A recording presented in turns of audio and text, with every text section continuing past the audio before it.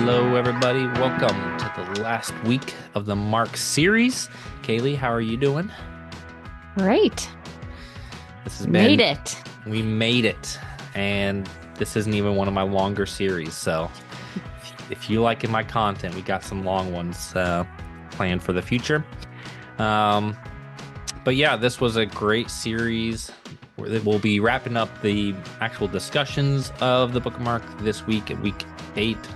But that doesn't mean it's the end. We will have a Q&A episode planned for you guys. I'm thinking of spacing that out so that we have time for people to listen. So I have an episode planned for that off week, some special guests that will get on here.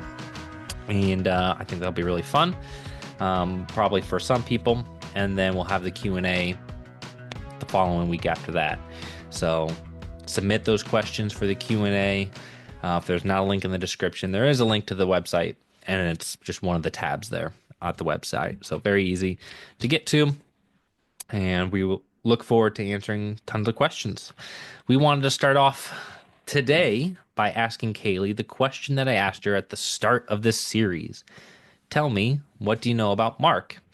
And after going through all this, I think she'll find she has a much more thorough answer. No, I feel like I should have prepared myself for this question. I knew it was coming, and still I only have thought of it in my head. So, off the top of my head, what I know about Mark, it was written around 66 to 70 AD. They think by John Mark, but he was using Peter as his source for a lot of the story, since obviously Peter was a disciple in there for most of it. The the structure of it is it kind of, I don't know about the structure, but it shows the journey of Jesus as he's kind of in like the Galilee Mm-hmm.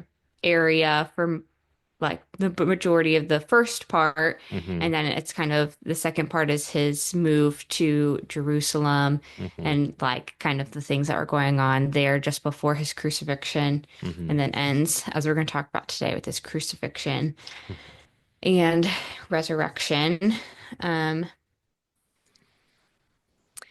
we learned about Mark and sandwiches, um, and or chiasms. They're Chiasms. kind of tied together, I feel like, Yep. but the idea of starting something, going someplace else, and coming back, kind of to a similar story as the what you Mm-hmm. started with. Um,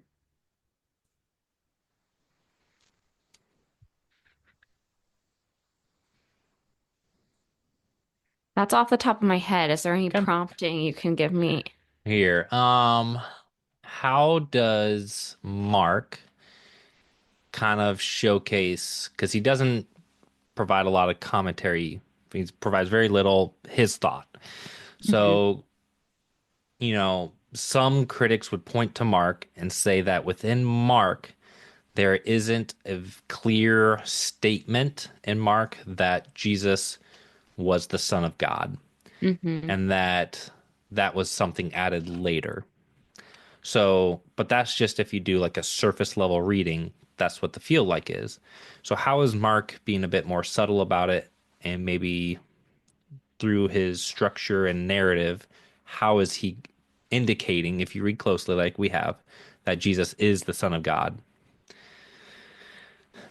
Um, Maybe this is not exactly what you're looking for, but I Hmm. remember a passage where Jesus refers back to a psalm, I believe, where it says, "My Lord," talking about David, said to my Lord, which is referring to like this future Messiah. Yep. And they're saying if he was the son of David, how could he be his Lord? And so Right. this idea that Jesus isn't just the son of David, but also, uh, son of God and God. And Right.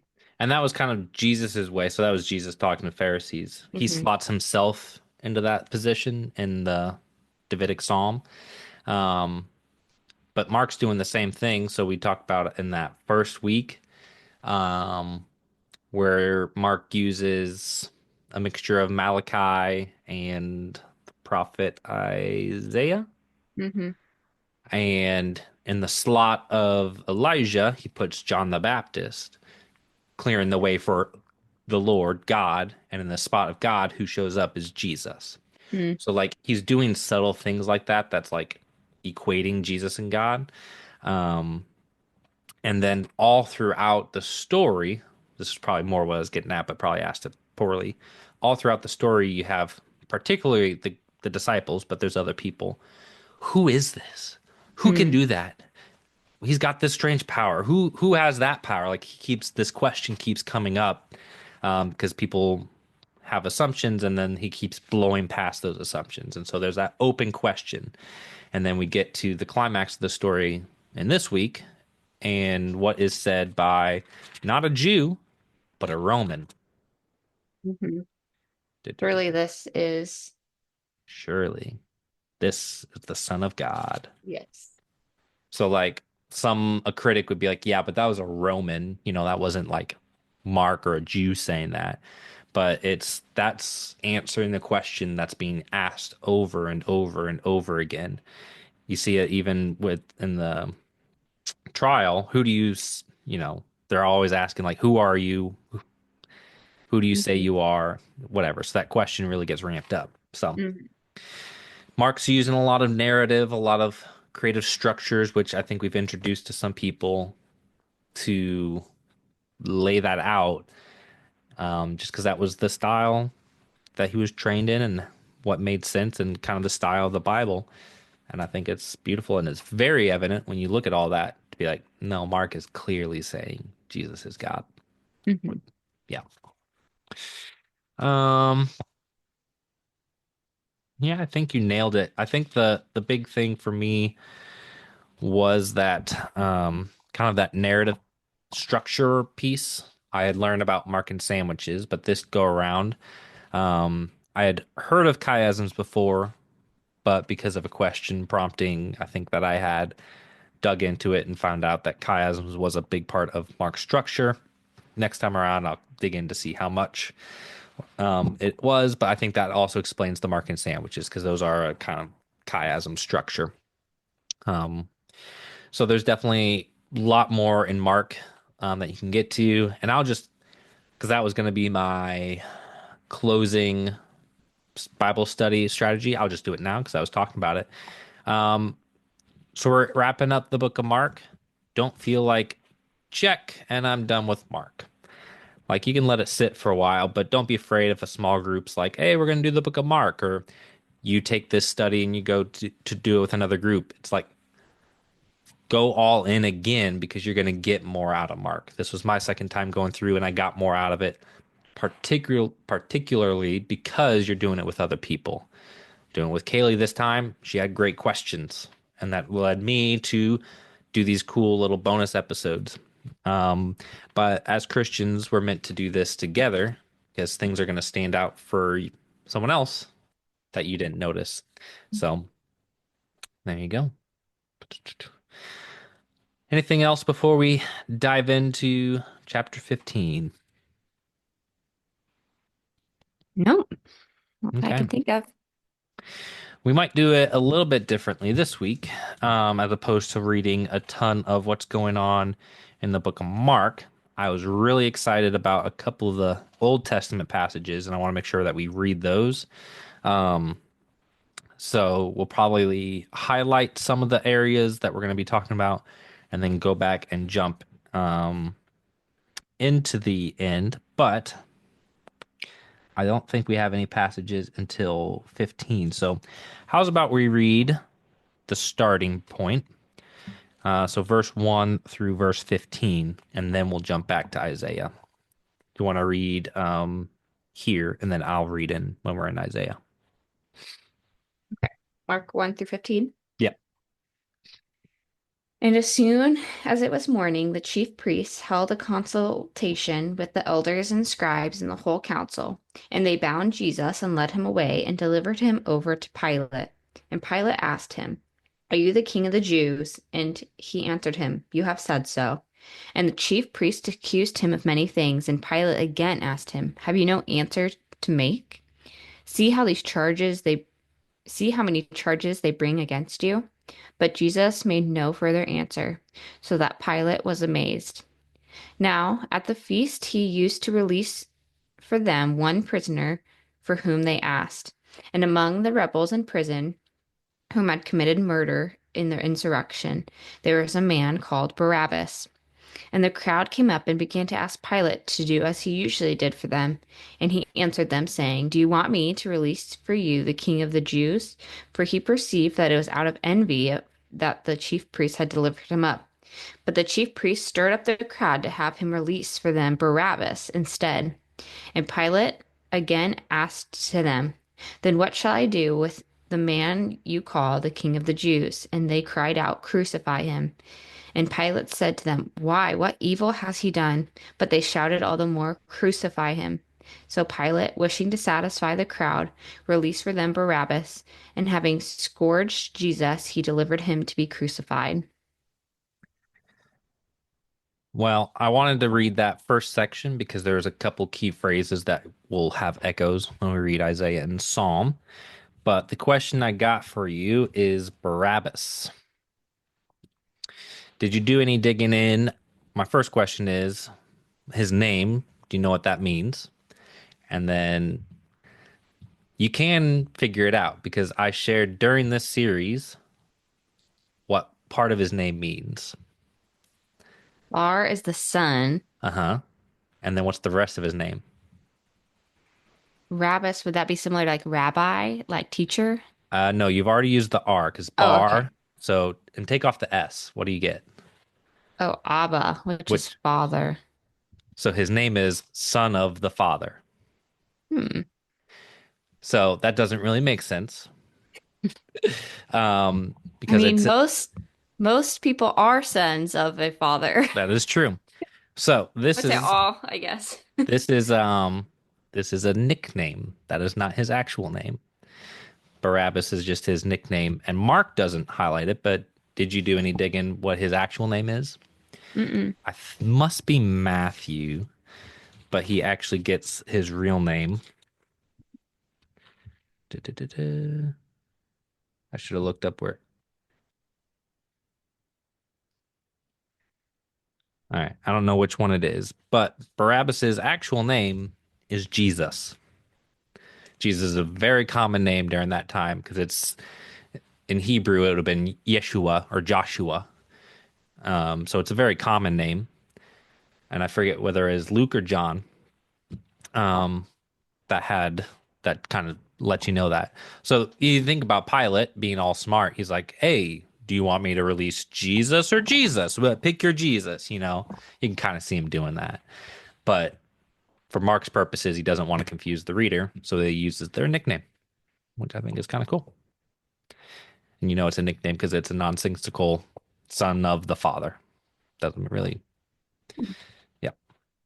So there you go. Fun fact. And it's kind of cool because, especially considering that they shared the same name, that Jesus, it's kind of a symbol of how he's taking our sin. Like he's literally taking his spot. Hmm. Because he was a rebel, and so were the other. We typically hear it read in the versions like thieves, but the word is pretty broad. They were probably more like insurrectionists. That's more likely what people would have been crucified for. So you could think maybe they were zealots or whatever. So Barabbas was probably going to be one of the three that was crucified, and Jesus is literally taking his spot on the cross, accounting for his sin literally as I guess he still is literally, but spiritually taking on our sins. Hmm. So I think that's why he's highlighted in all the stories. Yeah. So even at the end of the mark, there's still a ton to mine and dig out. Any Hmm. thoughts before we go into Isaiah? Um, no, I just thought it was interesting. My study Bible had pointed out like the main thing that they had the like religious authorities had against Jesus earlier was blasphemy, but because they had to turn him over to the Romans to declare like execution, they turned it like it's instead of more to he's claiming he's king of the Jews, which would have been a like an outright declaration against Caesar. And so they kind of were, Right. they knew blasphemy, like Pilate wouldn't care Yeah. that like he had this religious Hmm. thing. They were trying to make it something that would go against Rome at that point. So that's Right. awesome. And what's also interesting is so you see this. I have this question with because when you get in the book of Acts, you have, I think, is it Philip, the one that gets stoned? Stephen? Stephen. That's right. Stephen's not a common name. I've, never used it that much growing up. Stephen's our dad, Steve. Anyway, Stephen, he starts saying things that they view as blasphemy, and what do? They just kill him by themselves without the Romans. So I've always wondered, like, why didn't they just do that with Jesus? Why did they have to go through the Romans? And it's because they only had jurisdiction within the temple courts to stone people for those severe things, and whereas they were taking Jesus to Caiaphas's house, so the high priest. Hmm. Or rather, I think it was the high priest's dad who used to be the old high priest. It was like a family line of corrupt. Mhm. A lot of corrupt. If you want to dig into that, that's also good little research. Awesome. We are going to jump over to Isaiah 52 and 53. I've got it set up. And as I read, just focus on just some of the language. These, we're going to do two of them, Isaiah and then one passage from Psalm. Isaiah 52, and what this passage we're going to read is about the suffering servant. And you just read it and you go like that. That's Jesus. Like, it's so clear. And then we'll talk about the other one that we'll read. But you just listen to all the things that we've heard and you kind of know the story of what's going to happen and you'll see all the connections. So we're going to start Isaiah 52, verse 13, and we actually go through 53, I think all the way through. Yeah, here we go. See, my servant will be successful. He will be raised and lifted up and greatly exalted. Already, right off the bat. There you go. Just as many were appalled at you, his appearance was so disfigured that he did not look like a man, and his form did not resemble a human being. Again, very much. So he will sprinkle many nations. Kings will shut their mouths because of him, for they will see what had not been told them, and they will understand what they had not heard. This is the idea of the message going out. Who has believed what we have heard, and to whom has the arm of the Lord been revealed? He grew up before him like a young plant, and like a root out of dry ground. He didn't have an impressive form or majesty that we should look at him, no appearance that we should desire him. He was despised and rejected by men, a man of suffering who knew what sickness was. He was like someone people turned away from. He was despised, and we didn't value him. Yet he himself bore our sickness, and he carried our pains. But we in turn regarded him stricken, struck down by God, and afflicted. But he was pierced because of our rebellion. Pierced, key word there. Crushed because of our iniquities. Punishment for our peace was on him, and we are healed by his wounds. Like that is so clearly what the whole crucifixion is about. We all went astray like sheep. We all have turned to our own way, and the Lord has punished him, not us, him, for the iniquity of us all. He was oppressed and afflicted, yet he did not open his mouth. Kind of like in the trials, he was just silent. Like a lamb led to the slaughter, and like a sheep silent before her shearers, he did not open his mouth. He was taken away because of oppression and judgment. And who considered his fate? For he was cut off from the land of the living. He was struck because of my people's rebellion. He was assigned a grave with the wicked, but he was with a rich man at his death. Could be a little point to help me out. Joseph of Arimathea. There you go. Mm-hmm. Because he had done no violence and he had not spoken deceitfully. Yet the Lord was pleased to crush him severely. When you make him a guilt offering, he will see his seed, he will prolong his days, and by his hand the Lord's pleasure will be accomplished. After his anguish, he will see light, and he will be satisfied by his knowledge. My righteous servant will justify many, and he will carry their iniquities. Therefore, I will give him the many as a portion, and he will receive the mighty as spoil, because he willingly submitted to death and was counted among the rebels, like the others on the cross. Yet he bore the sin of many and interceded for the rebels. And I told Kaylee before we recorded, my only note for that passage was, wow, because it's so spot on. Mm-hmm. I don't know if like this passage just reminds me of our childhood because this is one that we memorized when we were homeschooled. And I like don't know if I like realized growing up like what was going on of like this was in the Old Testament way before Christ even came, Yep. like and written about like his in the future and just like how that Yep. is crazy amazing. And so sometimes I complain about like how the Bible is taught growing up. I'm not mad about that part. Like I think it's good for have kids memorize stuff. Like I think Isaiah 53 was one that we just had memorized. It's just that it stopped there. And then by middle school, it was just like we moved on. Well, we went to public school by middle school, so that's probably why. But like within the church and stuff, there is no more seeing how the Bible connects. Hmm. Um, and I'll probably create a whole episode on this, but I think it was just because of the times we grew up in. We grew up in the kind of church was default mode, and then the early 2000s kind of started to switch that. And I don't think many people were well prepped for how the internet attacked a lot of Christianity because there was a lot of holes in Christianity because people didn't take like apologetics seriously or anything like that. And so I think a lot of our peers were like, "Oh, yeah, I guess that makes sense. Okay, I guess I'll find some other worldview." Hmm. So that's what I'm here to change, one Bible study at a time. Yeah. The other thing I have this noted in my Bible, Hmm. like I wrote it down, so I must have studied it at one point, but there's a story in Acts about an Ethiopian eunuch who's actually reading this passage. And I Hmm. forget who the disciple was, I want to say, like, That's Philip, I think. No, yeah, it's Philip, right? maybe.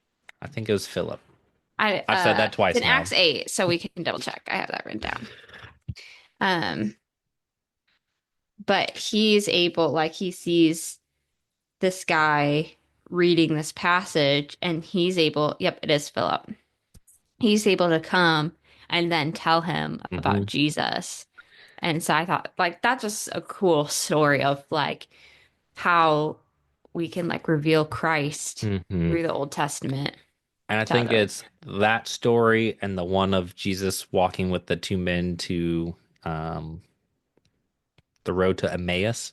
Hmm. So, and it says like he was showing how all the scriptures were revealed in Jesus. And it's like, well, the only scriptures they had was our Old Testament.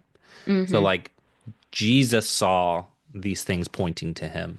Wouldn't you have loved to be in that conversation of Jesus explaining Give me a the Old? time machine and I'll just like I'll be one of those guys. Like I want that sermon. Hmm. But that's what motivated me year-ish, 2 years ago when I kind of read that and was like, oh, I go to the Old Testament and that's not like maybe you see a few things, but like that wasn't the big takeaway. And then I think the next thing I kind of learned, I did Bible Thinkers, Jesus in the Old Testament.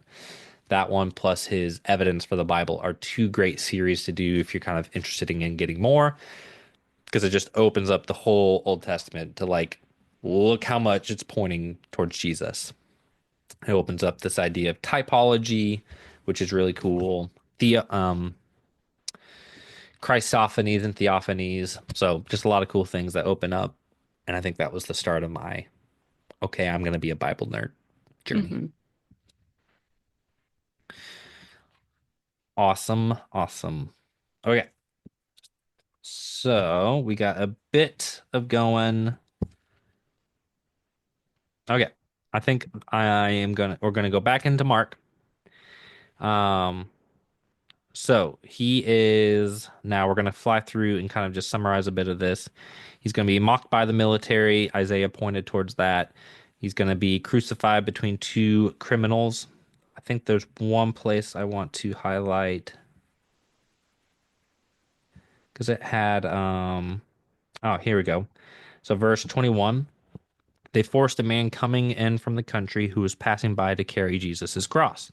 He was Simon of Cyrene, the father of Alexander and Rufus. So you've been around. Why is he telling us who he's the father of? Why is that important? The only reason I know this is because I've listened to this in Bible Thinker. So, Mhm. um, he's telling this because the people who are reading this probably know like Alexander and Rufus, and we can see that in Romans 8. He Paul actually references Mhm. Rufus in Rome, Mhm. or like greets Rufus, Yep.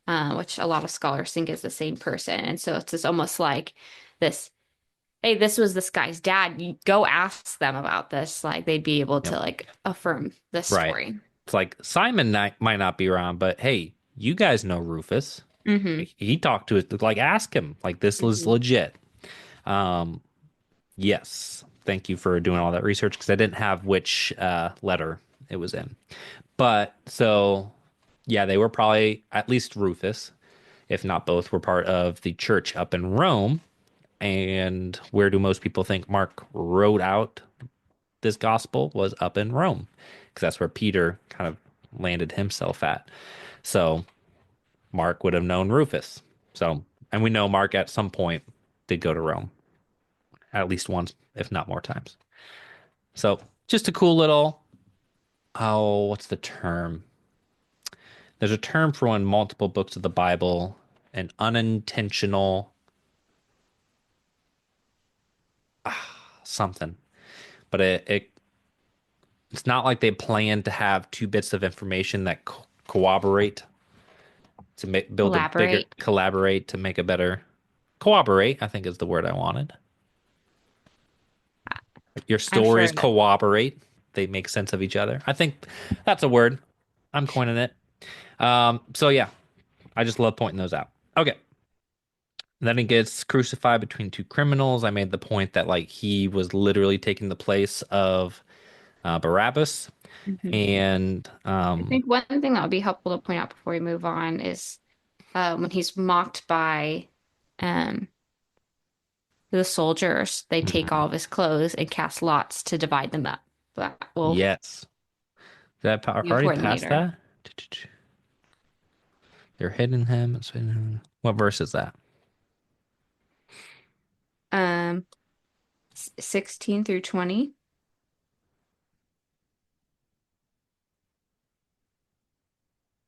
or maybe not.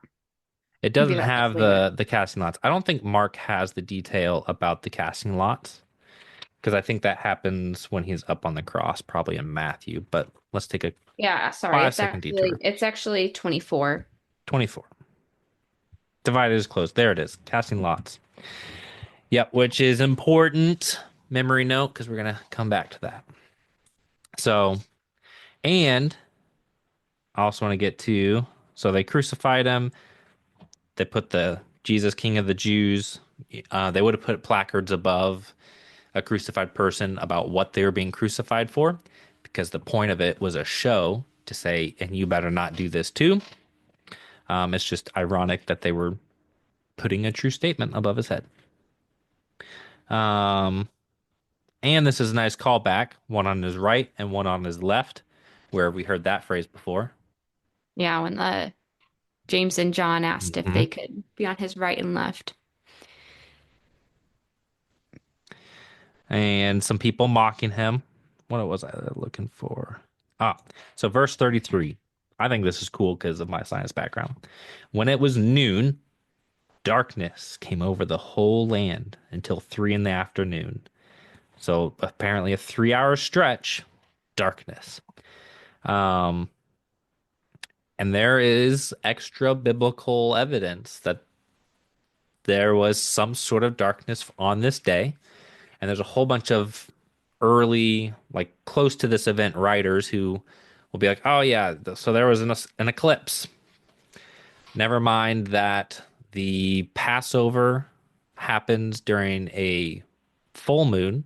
So the moon's on the other side of the planet. So it can't be an eclipse. And eclipses don't last 3 hours. So people, like, it's documented that there's the darkness and people try to make the excuse. So it's just like, very interesting. And my science brain goes, I want to know. If anyone wants to see the most excited person in the world, you need to go watch Jared watching an eclipse. I've never seen Uh, such a reaction. yeah, I went and live streamed for my school district.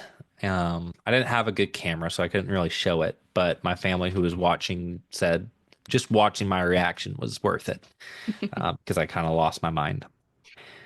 And it was so cool. Like you see that and you're just like, God is awesome. That is. Mm. Um, okay. So we are at the death of Jesus. I'm just going to read a verse 33 and 34. When it was noon, darkness came over the whole land until 3 in the afternoon. And at 3, Jesus cried out with a loud voice, Eloi, Eloi, lema sabachthani, which is translated, my God, why have you abandoned me? Caleb, before today, if you've ever heard a sermon or something like that, or you've read this, what have you been taught based off this verse? I mean, I didn't know. I just kind of assumed this was Jesus on the cross, Mhm. and God was leaving him or like turned away from him because he's now taking on our sin. Turned away And from him. Do you know uh-huh. that doesn't show up in the Bible? That Yeah, God turned his back on him? yeah. And I And don't remember if it was Bible Thinker or you this summer that said that he was quoting from Psalms there. So I hadn't Mhm. heard anything about that until more recently. Yeah, just growing up, like, so this is the point of like what gets me excited is all my life this would have been used for our sin is so bad that God had to turn his back on Jesus when he took on the sin. It's like, oh, and I'm not saying that's like our sin is bad, but I don't think that's why Mark put this here. May not be the only reason. And as what you'll see is what we're going to go back and read. So, and I might have mentioned this over summer when I did bring this up. So, how do we know that what Jesus is saying here is telling us to go back and read something else? Well, back in Jesus's time, and in fact, for most of forever, there weren't numbers in our Bibles. And so, if you were a rabbi at the time of Jesus and you wanted your disciples to recall up a verse, you couldn't just say, like, hey, go read Psalm 22. What do you notice? You couldn't do that. So, what they would do is they would just call out the first phrase of something. And then everyone would be like, okay, yep, let me start jogging their memory. I know the passage. And then when he starts teaching, they know what he's talking about. So, and this was pointed out by a Bible thinker, and it just blew my mind that no one had ever like sat down and be like, look, because it's just so cool. So, my God, why have you abandoned me? And this is the first line in Psalms 22. So that is now where we're flipping. Esther, you probably had it bookmarked, didn't you?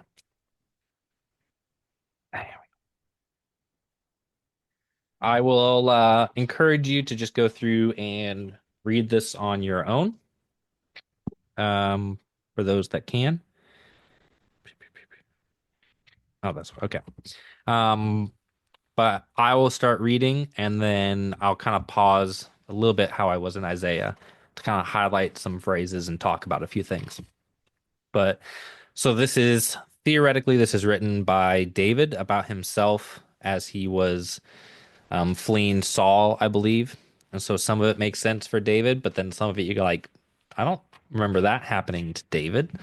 And it's like he's being kind of metaphorical, but it's like quite literal for Jesus. And so this also for me like screams the Holy Spirit inspired writing. So here we go. Mm. Psalm 22.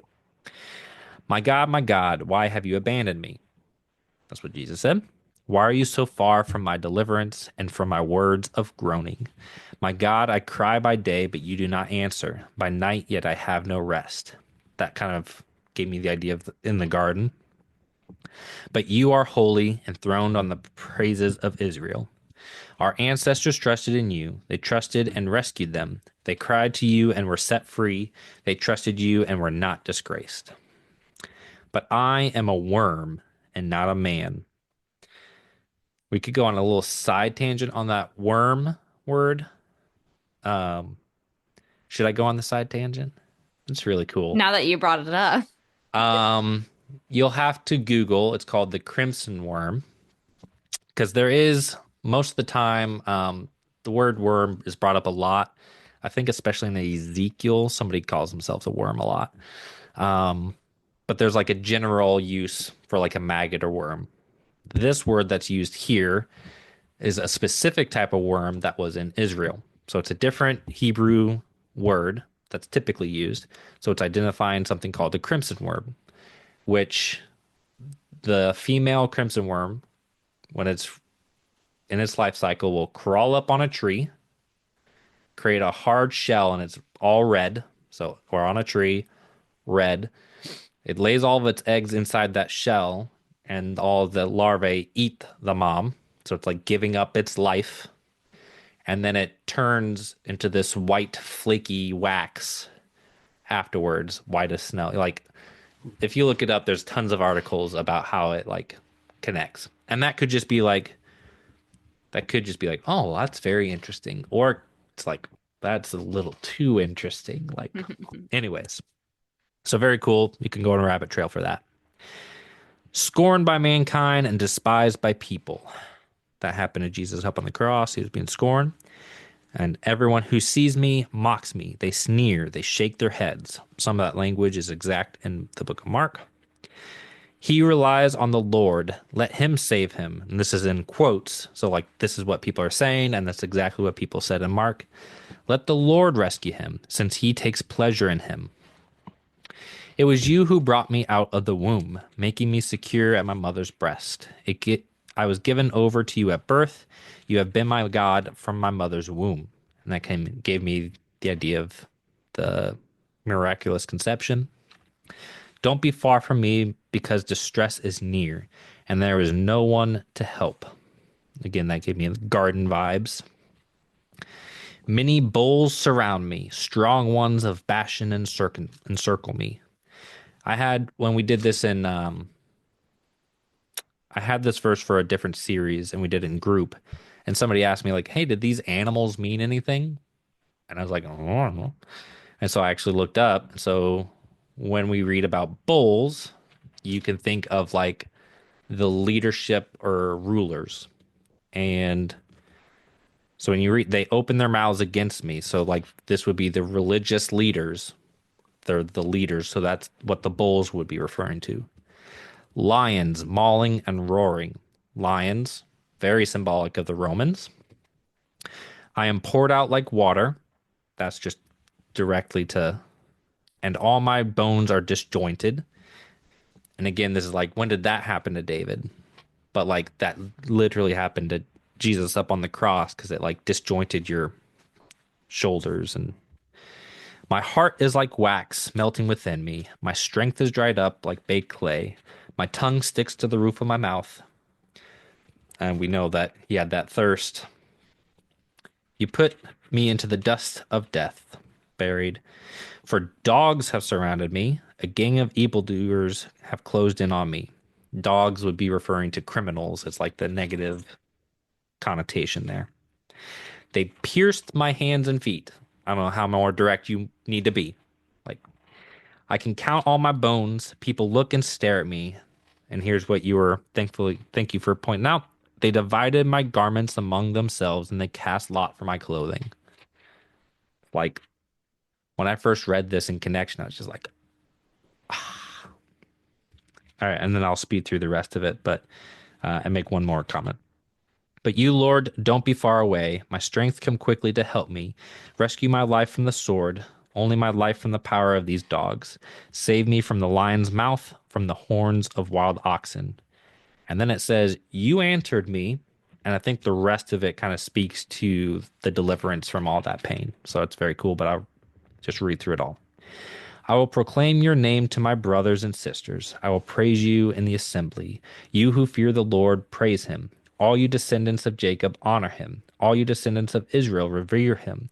For he has not despised or abhorred the torment of the oppressed. He did not hide his face from him, but listened when he cried to him for help. I will give praise in the great assembly because of you. I will fulfill my vows before those who fear you. The humble will eat and be satisfied. Those who seek the Lord will praise him. May your hearts live forever.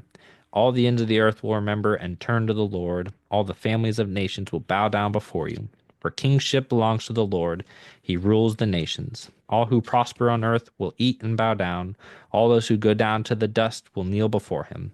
Even the one who cannot persevere his life, their descendants will serve him. The next generation will be told about the Lord. They will come and declare his righteousness to a people yet to be born, and they will declare what he has done. Wow. Wow. That's all the notes that I had there, other than my notes actually in the Psalms. So, yeah. I mean, it's just like so painstakingly obvious. That has to be like one of the things Jesus talked about on the road to Emmaus. Like, hey, did you guys know that psalm? Like, think about Jesus. You know, like it's so plain and evident. So, had you had a chance to connect that when you learned about it earlier, or is this the first time reading through that psalm in connection? And that was the first time that I'd really heard and read that song. It has become my favorite Bible passage. So, and I think that's kind of the structure and purpose of Mark. That he's not writing this direct commentary, but like here's all the breadcrumbs. Go and search for it. Hmm. It's not hidden. All right. Going back to Mark. And I'm just gonna highlight.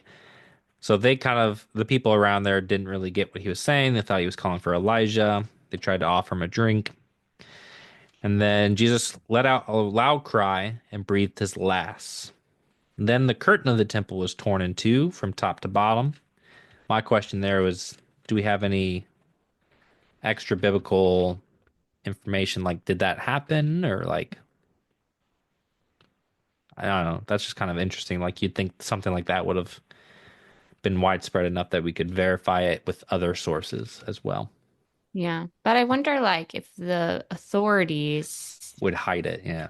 yeah, if they were like, that this would, you know, make us look bad. So let's just And patch that up. you would think like that happened. You're like, oh, well then surely they saw the error of their ways. Hmm. It's like the sky turned dark, your curtain ripped in two.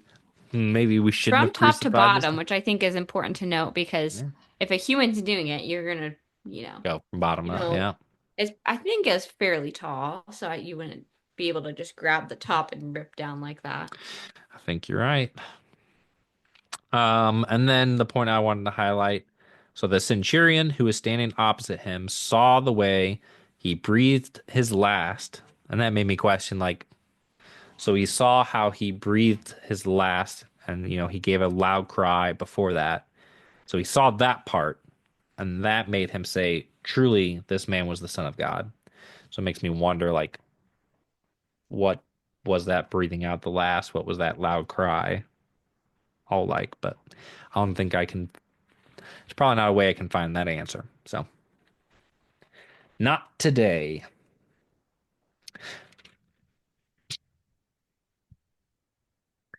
So that kind of ends that part. And then we'll get to the rest of it, which there isn't that much left because half of chapter 16 is um, kind of there. But here's what I'd like to point out as we start reading through the rest. You'll notice, well, Peter is now pretty much off screen. He's done in the book of Mark. He's not brought up again, which would leave kind of hanging in the air like, oh no, Peter, what happened to Peter? Other gospels pick up his story, so we know that he is redeemed. But you'll notice right here in verse 40, there was also women watching from a distance. Among them were Mary Magdalene, Mary the mother of James the younger, and of Joseph, and Salome. And so what you're going to get repeated over and over is all these women's names in different scenarios. So watching were these women, and then watching the burial, and then coming back to the burial. He's either restating the names or it's a different group of women because, and this is a very important point for apologetics. These were the only sources that Mark could go to for these specific events, the burial um, outside of Joseph of Arimathea, but maybe he wasn't around anymore. So these women, and did you look into this or listen to Bible Thinker stuff on this? Um, the only thing I really know about it is like in that time period, women like in court, their Mhm. testimony wouldn't have been allowed Right. um to verify things in court. And so they're not the fact that Mark is even using them as a testimony is Hmm. like almost not like I don't know, demeaning's the right word, but if you're trying to prove something or like make something up, like you wouldn't use women as Correct. the sources. Correct. But this just shows a little. And I don't think it was just at that time. I think that's been for a long part of human history up until fairly recently, women being more frantic or whatever. But one, he's doing this because literally none of the men were there, so he has to do this. But the fact that he does include it instead of being vague, that would have been embarrassing. And you typically don't make up embarrassing things if you're making something up. And so it goes to the historicity of the document that, hey, if it's telling the truth because if he was lying, he would have picked Peter or Thomas or John and James. Like he would have picked other people or just left it out. So, Do you have any, going back to Peter at this point, do you have mhm. any thoughts if Peter was the source of this? We obviously hear stories about him in the other gospels after the resurrection.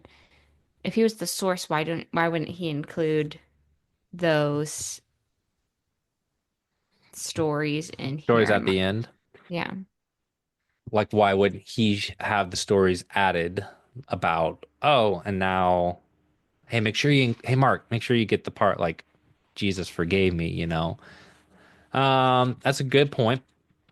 One theory, because we're going to get to it in a second, is some people think the end of Mark was lost.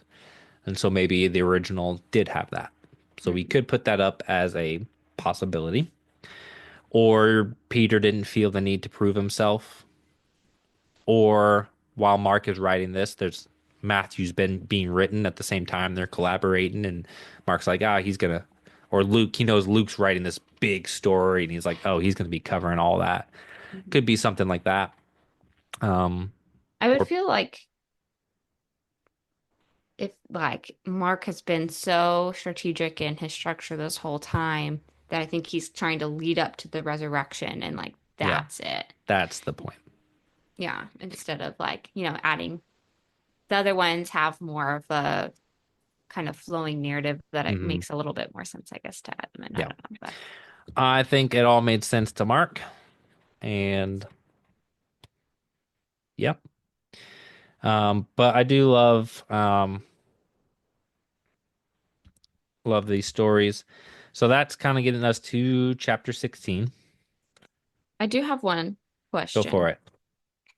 We always say like Jesus died and then 3 days later, and I didn't think about this until like a couple years ago. I was like, so if Jesus died on a Friday and he rose on a Sunday, it's like Saturday to Friday to Saturday to Sunday. That's 2 days. Mm-hmm. Why do they say 3 days? Are you counting fence post or fences? This is a classic math problem. Mm, Um, if you think about having two fence sections, how many fence posts are there to hold those two fences together? One, 3. two, three. So in their culture, you count the fence post. Whereas we think of, let me count the time from now. So I'm counting this part. And Mm-hmm. I'm not counting that first post. You don't Mm-hmm. hit one. So I think that's one way that you could explain it is that's how they counted was you count the days and it's not really about the passage of time. I mean, they didn't have like exact time. So that makes sense that they would just kind of be like, that's 3 days. Mm-hmm. Um, Also, you see in the Bible, and I think even in the book of Mark, the use of 3 days. And it is very similar to this, where it wasn't what we would consider 3 days, but could be seen as 3 days. Mm-hmm. So it's not like that's breaking a rule in their time period. And I just don't have, I remember digging into this and hearing about this. There are other examples of this phrase or very similar ones where that shouldn't be a big issue. So, Mm-hmm. great question. And it has been answered. I'm sure there's longer proofs or videos if people want to go find it. Mm-hmm. So why don't you read 16 and go through verse 8, and then we'll have a good discussion about the end. When the Sabbath was past, Mary Magdalene, Mary, the mother of James, and Salome bought spices so that they might go and anoint him. And very early on the first day of the week, when the sun had risen, they went to the tomb. And they were saying to one another, who will roll away the stone for us from the entrance of the tomb? And looking up, they saw that the stone had been rolled back. It was very large, and entering the tomb, they saw a young man sitting on the right side, dressed in a white robe. And they were alarmed. And he said to them, do not be alarmed. You seek Jesus of Nazareth, who was crucified. He has risen. He is not here. See the place where he was laid, where they laid him. But go tell his disciples and Peter that he is going before you to Galilee. There you will see him, just as he told you. And they went out and fled from the tomb, for trembling and astonishment had seized them. And they said nothing to anyone, for they were afraid. And then you hit what's definitely not taught in church, a weird spot in your Bible that says, hey, the earliest manuscripts don't include this. One of my Bibles is all italicized and smaller. This one just has a little mark. What's yours do for this next section? Yeah, mine has that italicized and then has the whole like scripture also italicized. So before doing this series, had you run across this before? Did you know that there were multiple, not even just the one, like people put different spots where it ends? Were you even aware of that? I have read through Mark before, probably a year or two ago, and that was the first time I had like Yeah. seen this. And I feel like, hey, we should make sure that we teach people this because if you're like just a Christian on your own reading and you get to this, you're like, wait, what? What's going on here? Yes. Now can I trust things? And Do you have any good resources? Because this is something that I've been like listening to a little bit more hmm and like listening to some apologetic stuff. And I feel like I'm at like, I don't know, a crisis, but hmm like I keep here, like I'm listening to good podcasts about it that like provide explanations. hmm But when you're taught like your whole life, like the Bible, like is, I mean, I don't want to say the Bible's not perfect, but like, you were maybe not explicitly taught, but in your mind, you have what people refer to as the golden tablet handed from on high. Like, here is hmm the perfect word, all done. It was perfectly copied all through the generations, and you have hmm the exact, like, golden version, right? No yeah, one tells you that, but that's what we feel. hmm And I've been like learning more about it over Hmm. like the last year, but it's like I'm learning just enough to make me like really second guess this thing that I grew up in, Yep. but maybe not like digging deep enough into it to feel like, oh, this feels fine. Yep. And so the last podcast I listened to, he kind of phrased it up that made me feel a little better, but like I don't know if it still made me feel Hmm. great about it. But he was like, as the like we obviously have had like the New Testament for almost 2000 years Hmm. now. Um, and between all of that, like we keep finding more and more manuscripts between that time where we can Hmm. be more confident that what we have is what it was originally written. Hmm. But the Bible has existed between that whole time, and it was sufficient enough for people back Hmm. in 400 AD as it is now for Yeah. us who Yep. have even more confidence in it. Yep. I was like, well, that's better. But like when you have this like idea, this is, the golden tablet word of God, and it is Yes. like So exactly, you know. thank you for honesty and open that up because, and I'm actually going to start my next series this way. What you are experiencing is you had a paradigm. Paradigm is like how you see the world. Mhm. And you got presented evidence that was very persuasive, like seeing this part that says like, doesn't fit, or all the other podcasts you hear that is starting to break away that paradigm. So, and paradigms are like, these are, no one told you those words, but that's how you've interpreted it. That's like a part of you. And what's happened is that's breaking away, and it's a scary thing because what's going to replace it? And it leaves question marks and all those things, Mhm. anxiety.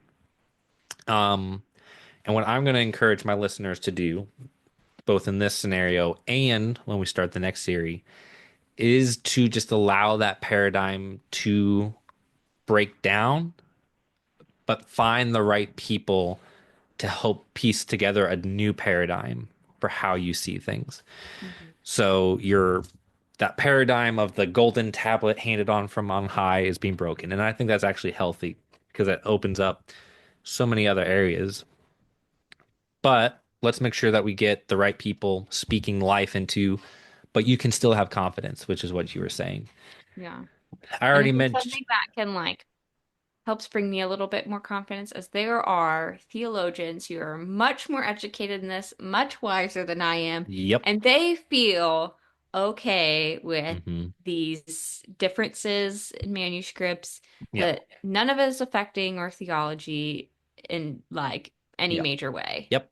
And we'll So, talk a bit more about this. This is obviously, I think, one of the biggest, I think this is the biggest block of biblical text that's like the up in the air bit, right? mhm. So, um, I think this gives the most shock, but that's fine because it opens up a conversation for people that haven't been exposed to this or kind of just like brushed it off because it was kind of affecting that paradigm that they have. Um, but so let's talk about this just a little bit. But real quick off the top of my head, Bible thinkers, evidence for the Bible. He covers some of the things Kaylee's talked about how you can be certain about all these things. And he does it in a very methodical and life-giving way. So that's a good series to listen to. Um,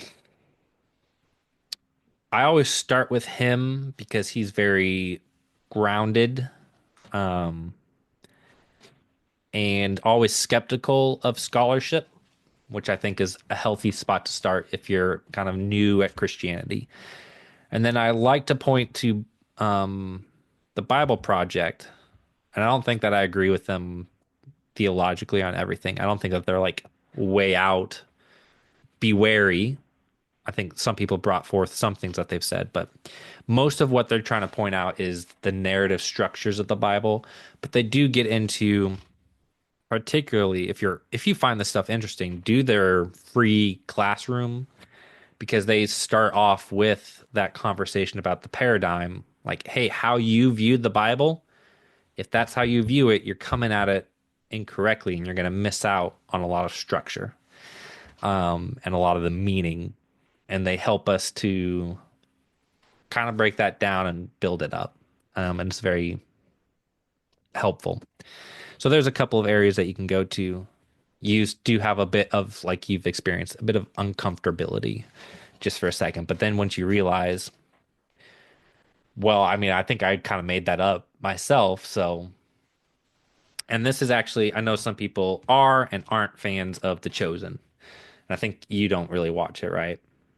Right. And I'm fine either way. But what I found when I first started watching it that I liked is I'm not watching it going, well, this accurately depicts it. Like it's not the gospel. But what I noticed as I was watching is like, huh, that's not how I pictured it. And then I went, but why did I picture it? And I realized like I would have never Hold have on, I think your sound cut out. hello, hello. Okay, there you are. I would have never have described the disciples as old white bearded men. But like when I really saw what they were portraying in The Chosen, I went, oh no, I just still had that cartoonish Bible picture in my head. Even I would have told you that's not it, but like that's still what it was. And Hmm. so it was just really good to watch and be like, you know what? That's an interesting way to depict it. I need to get rid of what I've been thinking. And I don't have to adopt what they have, but just not have those in my head. Hmm. So I like having those things just so I can get out of my own self, essentially. I don't think we're gonna read this longer ending of Mark. And some people put the ending at different spots, but needless, here's the thing that you need to know is everything, and in my Bible study, I have all the verse references, but everything you find in this last section, you can find elsewhere. It's not like there's some crazy new theology that's going to change everything. It's picking up pieces from elsewhere. The one thing that's kind of a bit weird is the part about snakes, but that could easily just be in reference to Paul and how he picked up a snake, got bit, didn't hurt him. But there have been people and groups that took that verse and were like, well, we're having snakes in service. Put your hand in the snake pit if you truly believe in Jesus. And it's like, that's not what it's telling us to do. So if you see that, just leave that church. Maybe tell them that they need to turn away. But um and here's what Bible Thinker has actually he spent multiple episodes, I think, going through this. And kind of what I've come away with is I think the original ending, now it could be that the original ending was lost. I'll leave that as a possibility. But I do think that he originally ended it there where it says, and they said nothing to anyone since they were afraid. Because it just leaves like, oh, it's just done. It's an abrupt ending. And Bible Thinker's point on it was probably intentionally abrupt because these were meant to be read to the churches. And so you could read that and then you stop. And what that does is that opens up the door for people to share their own testimony. Like, oh, yeah. And then I know that, now people in the congregation start to share and add on their own experiences. Um, I also like that it ends abruptly because most people don't realize the original Old Testament ended abruptly as well. Trivia question. What did the Hebrew Old Testament, what was their last book of the Bible?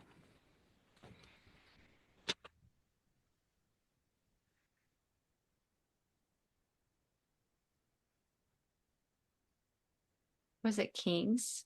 Oh, so close. It was King's Twins, The Chronicles, which would have been, they would have just had one Chronicles. They didn't split it like we did. So that would have been the last book in their Tanakh, is what they would have called it. Um, and most of our translations kind of fix the grammar so that our last sentence makes sense. Um, so mine says, any of his people among you may go up, and may the Lord his God be with him. So that sounds like a complete sentence. But if you, I always like to use Bible Ref or Bible Gateway to give me like a lot of different versions. Mhm. If you find a version that's very like more literal, try and show the original Hebrew, you'll find that it's more flipped. And it's like, may the Lord his God be with him. Any of his people among you may go up. And that's how it ends. So the original Hebrew Old Testament ended with a big cliffhanger. And so I like the idea that Mark's like, yeah, we'll just leave it at a cliffhanger.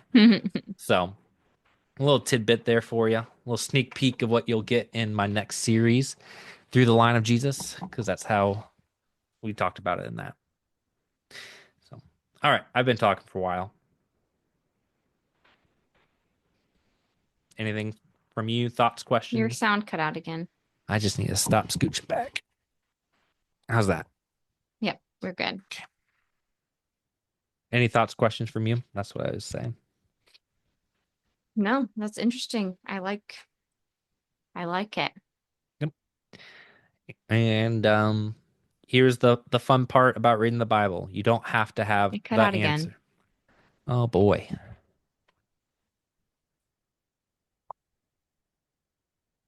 Unplug, replug. Yeah, it's working now. Okay. You just let me know if it stops. So, as you learn more about the Bible, you don't have to always know the answers. So, like I've kind of shared here, it's like I leave up the possibility of this. This is the theory that I like. Here are other options. As long as you have good options there, you just wait for more data or you just trust God. And as long as there are good options, I don't feel like I have to pick one. Hmm. And yeah, so you should learn to be fine with that because there's lots of question marks in the Bible and we have to leave them as question marks. Hmm. This is the sound of me closing my Bible and in the Mark series. Hopefully, my I sound didn't couldn't cut out. hear it. For Does it those of you record? that here, you still didn't hear it? Am I coming through? I can hear you, but the mic must not want to do shutting noises. I hope that it's coming through for the video and it's just you. It could We're be. gonna say it's you. Okay. Um, well, I think I had fun on this journey. Yeah, me too. Learned a Uh, lot. yes, and even though this was my second or third time through Mark, because I go through it a couple times while creating these series, I still got a ton out of it. I love the questions that you asked. And for those astute listeners, I know I missed a bonus episode about moving mountains. That will just be the first question we ask in our Q&A, but we do need more questions, so submit those to our form, link description or on our website. So, coming up next week for you guys, I'll be interviewing a special guest or two about small groups and how they do it. I think it will be an interesting conversation. And then the week after that will be the Q&A. And then as the new year starts, which is just who could have timed this? Not me. I didn't plan this far ahead. We'll be starting a new series in the New Year's on Through the Line of Jesus, which is perfect because it starts in Genesis. And we love starting in Genesis for the new year. So, but you need to tell your friends and share the podcast and get others involved. Like, comment, subscribe. Am I forgetting anything in this super professional podcast? No, if you want to stay informed of new things coming, go on our website and join our email list. We have an email list. As you've noticed, we're not on social media and we won't bombard you. We just keep you in the loop. Awesome. And I've seen we've got 20 something people that have been like pretty live with us, and I'm sure that number will grow as we reach new people. And I've got cool little flyers pass out to churches so that they know about our stuff. So, alrighty. I will see you guys in the next video and for the next series. Bye. Oh, and Kaylee won't be in the next series. So you got to say bye. Hi, guys. It's fun getting to go on this journey with you all. And don't worry, she'll be around. Just not for the series. Okay, bye.